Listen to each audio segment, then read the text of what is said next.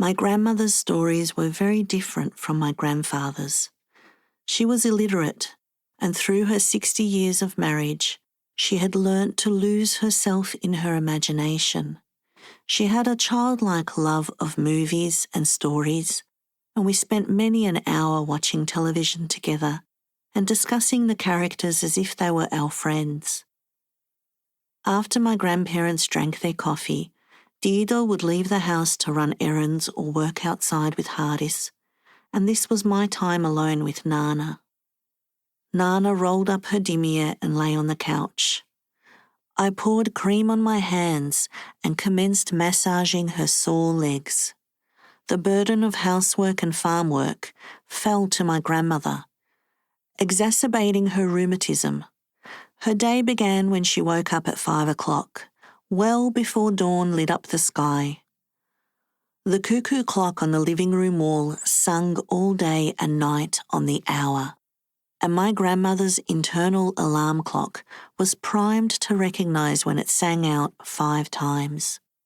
While we all slept, she sat up on the couch and put on her dimier, which are similar to harem pants with a drawstring waist tie and are only worn by peasant women in villages, and put a blouse on over her nightie. Her waist-length salt and pepper hair was tied in a long plait that started out thick at the top and became a thin queue at the tip. She wrapped her plait around her hand and held it on top of her head as she tied a shamia around her head, trapping the plait within the fold of the headscarf. She folded her bedding and then quietly walked to the small kitchen attached to the living room where she and Deirdre slept, and stoked the fire in the stove before leaving the house. She hobbled to the garage that housed the tractor and there donned her milking clothes, black knee-high boots and a blue work smock.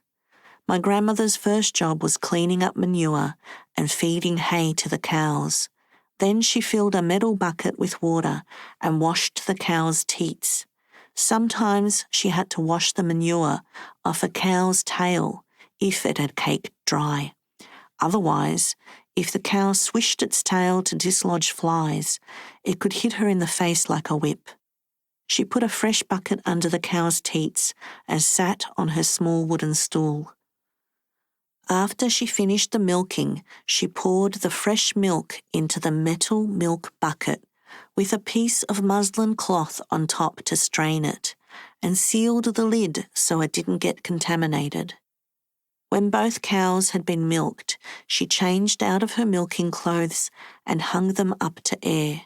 She carried the milk bucket and left it on the front stairs, then went out to the chicken coop to collect the freshly laid eggs and feed the chickens grain. Afterwards, she carried the eggs and milk back to the house.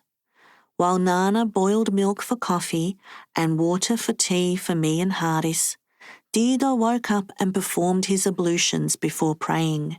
He'd bring a tin cup of boiling water, his shaving cream, and a straight-backed razor to the couch. First, he'd comb his hair, using the comb that he always kept in his back pocket, and then he'd slick it back with hair cream. He had a receding hairline, but what hair he had left was thick and black. Next, he'd slather his face with shaving cream, carefully using the razor to shave until his skin was smooth. Finally came the aftershave. By the time he returned to the living room, Hardis and I were awake and observing his morning rituals, while Nana prepared the morning coffee and our breakfast. Once my grandfather left for the day, she had a short respite before she had to bake bread, cook a meal, and then begin the afternoon cleaning of the barn and milking of the cows. "Nana, tell me a story," I begged as I massaged her legs, the methylated cream filling my nose and making my hands tingle.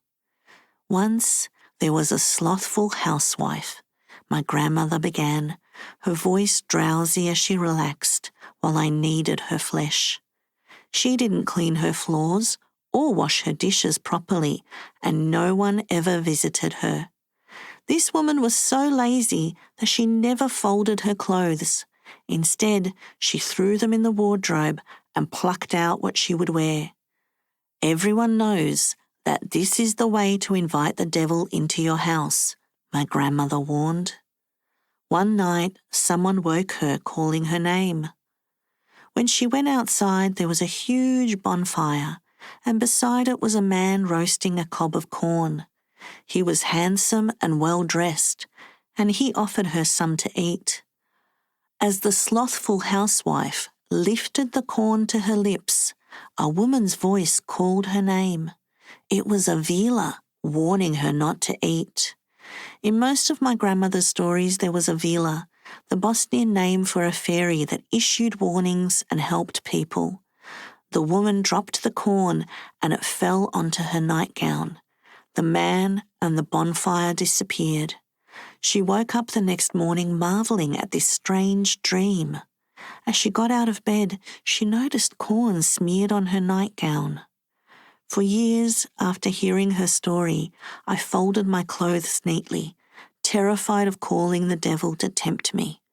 My grandmother's stories were always about fairies and devils, stories full of magic and wonder, stories that inspired belief in things we could not see or hear. Looking back, I think she needed to believe in a world beyond the one we can see in order to cope with the life she was trapped in. I only asked my grandmother once how she came to marry my grandfather. Her face became closed off and she sat up, cutting her massage short.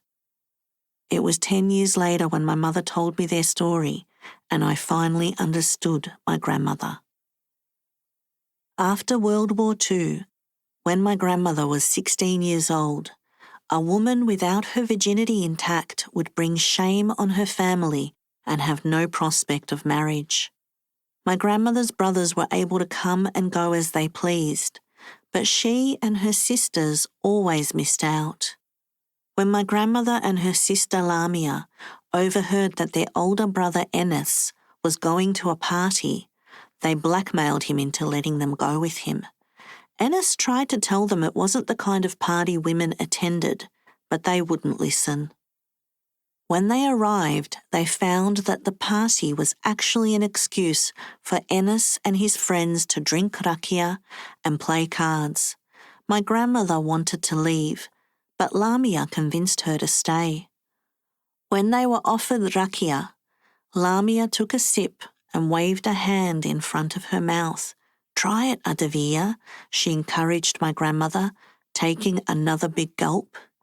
My grandmother took a sip. Her face scrunched up as it dried her mouth. Her eyes burnt and she nearly choked. Everyone laughed, including Lamia. As the hours passed, my grandmother sat stiffly, holding the full glass and pretending to sip every few minutes. She didn't want them to laugh at her again. My grandmother noticed Enes leaving, but she assumed he was going to the latrine.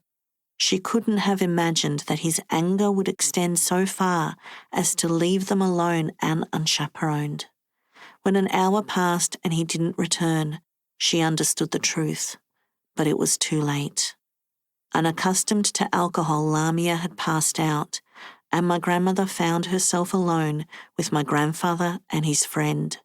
She noticed the way they were looking at her, and she soon realised that their intentions were less than honourable, but she couldn't leave her sister behind.